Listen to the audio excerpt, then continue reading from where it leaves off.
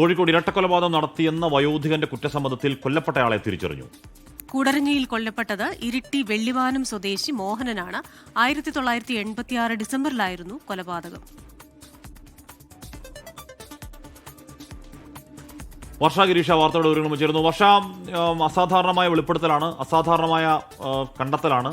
എന്താണ് അതിന്റെ മൊത്തത്തിലുള്ള ഒരു ചിത്രം? വർഷ,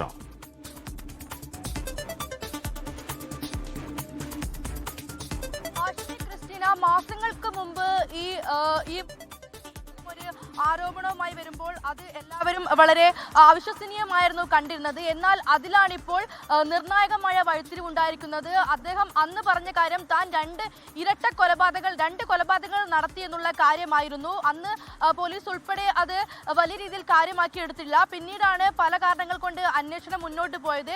ഇപ്പോൾ അതിൽ ഒരാളുടെ, അതായത് കൂടരഞ്ഞിയിൽ വെച്ച് കൊലപ്പെടുത്തി എന്ന് പറയുന്ന ആളുടെ വിവരമാണ് പുറത്തു വന്നിരിക്കുന്നത്. കണ്ണൂർ ഇരിട്ടി വെളിമാനം സ്വദേശി മോഹനനാണ് മരിച്ചിരിക്കുന്നത്. 1986 ഡിസംബറിലാണ് ഈ സംഭവം ഉണ്ടാകുന്നത്. അന്ന് ഈ വെളിപ്പെടുത്തലുമായി വന്ന വയോധികൻ പറഞ്ഞിരുന്നത് 40 വർഷങ്ങൾക്ക് മുമ്പ് താൻ 2 കൊലപാതകം ചെയ്തു എന്നുള്ള കാര്യമായിരുന്നു. ഇതിലെ ഒരു കൊലപാതകത്തിന്റെ വിവരമാണ് ഈ പറഞ്ഞ മോഹനൻ എന്ന് പറയുന്ന ആൾ.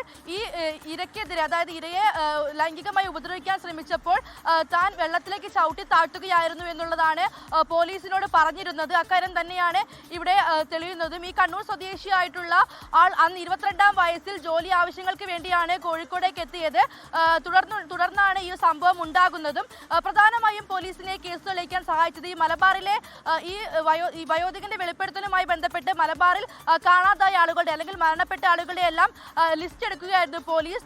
ശേഷം നടത്തിയ അന്വേഷണത്തിലാണ് ഇക്കാര്യം വ്യക്തമാകുന്നത്. ഈ മരിച്ച മോഹനന്റെയും ഈ വയോധികൻ പറഞ്ഞ ലൊക്കേഷനും എല്ലാം കണക്ട് ചെയ്ത് നോക്കുമ്പോൾ അത് കൃത്യമായി തന്നെ വരികയായിരുന്നു. കൂടാതെ ശാസ്ത്രീയ തെളിവുകളും ഇവിടെ തിരുവമ്പാടി പോലീസിന് വളരെ സഹായമായി വന്നു എന്നുള്ളതാണ് ലഭിക്കുന്ന വിവരം. എന്തായാലും 2 കൊലപാതകങ്ങളിൽ ഒന്നിവിടെ തെളിയിക്കപ്പെട്ടിരിക്കുകയാണ്. 1986, അതായത് 40 വർഷങ്ങൾക്ക് മുമ്പ് നടന്ന കൊലപാതകമാണ് ഇപ്പോൾ ഇവിടെ പ്രതിയുടെ തന്നെ കുറ്റസമ്മതത്തിൽ, അതായത് 40 വർഷങ്ങൾക്ക് ശേഷം പ്രതി കുറ്റസമ്മതം നടത്തിയതിലൂടെ പോലീസ് കണ്ടെത്തിയിരിക്കുന്നത്. ഇനി അടുത്തത് എന്ന് പറയുന്നത് അടുത്ത 2ാമത്തെ കൊലപാതകമാണ്. 2 കൊലപാതകത്തിന്റെ കാര്യം പറഞ്ഞിരുന്നു എന്ന് പറഞ്ഞു. ആ 2ാമത്തെ കൊലപാതകത്തിലേക്കാണ് ഇനി പോലീസിന് എത്തേണ്ടത്. എന്തായാലും ഇവിടെ പോലീസിന് വലിയൊരു ആശ്വാസമാണ്. കാരണം ആ ഒരു വെളിപ്പെടുത്തൽ വളരെയധികം പോലീസിനെ എങ്ങനെയായിരിക്കും, എന്തായിരിക്കും എന്നൊരു ആശങ്ക പോലീസിന് ഉണ്ടായിരുന്നു. അതിനുശേഷം വലിയ മാസങ്ങളോളം നീണ്ടുനിന്ന ഒരു അന്വേഷണത്തിലായിരുന്നു തിരുവമ്പാടി പോലീസ്.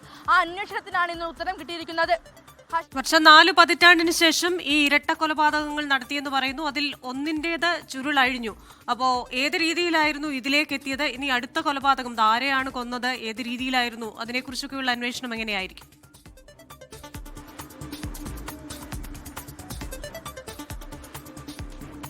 ക്രിസ്റ്റീന, ഈ കൊലപാതകം തെളിയിക്കാൻ പ്രധാനമായും പോലീസ് ചെയ്തത് ഈ പറഞ്ഞ കാലഘട്ടത്തിൽ, അതായത് 1980 സമയങ്ങളിൽ മധ്യകേരളത്തിൽ കാണാതായിട്ടുള്ള, അല്ലെങ്കിൽ മലബാർ മേഖലകളിൽ കാണാതായിട്ടുള്ള ആളുകളുടെ ലിസ്റ്റ് എടുക്കുകയായിരുന്നു.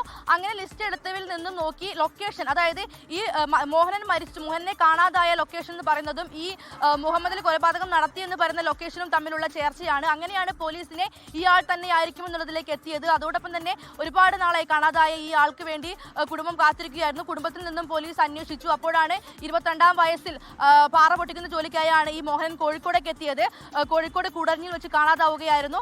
അപസ്മാരം ഉൾപ്പെടെയുള്ള ആളായതുകൊണ്ട് തന്നെ വെള്ളത്തിൽ വീണെന്നുൾപ്പെടെയുള്ളതാണ് കുടുംബം കരുതിയത്. അങ്ങനെയാണ് ഈ കേസിലെ കൊല്ലപ്പെട്ട ആൾ മോഹനൻ തന്നെയായിരിക്കും എന്നുള്ള കാര്യത്തിലേക്ക് പോലീസ് എത്തുന്നത്. ഇനി പോലീസിന് മുമ്പിലുള്ള അടുത്ത ടാസ്ക്, ഇപ്പോൾ ഒരു കൊലപാതകം, ഈ 2 കൊലപാതകത്തെ കുറിച്ച് മുഹമ്മദിൽ പറയുമ്പോൾ ഇത് യാഥാർത്ഥ്യമാകുമോ ആണോ എന്നുള്ള സംശയം നാട്ടുകാർക്കും അതേപോലെ തന്നെ പോലീസിനും ഉണ്ടായിരുന്നു. ഇനിയിപ്പോൾ ഒരു കേസ് തെളിഞ്ഞ സാഹചര്യത്തിൽ മറ്റേതും ഉറപ്പായുള്ള കാര്യം തന്നെയാണെന്നുള്ളത് ഇവിടെ വ്യക്തമാണ്. ഇനി അത് കണ്ടുപിടിക്കുക എന്നുള്ളതാണ് പോലീസിന്റെ ഇവിടെയുള്ള ലക്ഷ്യം. വെള്ളയിൽ ഭാഗത്തു നിന്നുള്ള കാര്യമാണ് അന്ന് മുഹമ്മദ് അലി പറഞ്ഞിരുന്നത്. അതുകൊണ്ട് തന്നെ ഇനി ആ കാര്യത്തിൽ പോലീസ് കൂടുതൽ അന്വേഷണം നടത്തും. ക്രിസ്റ്റീന,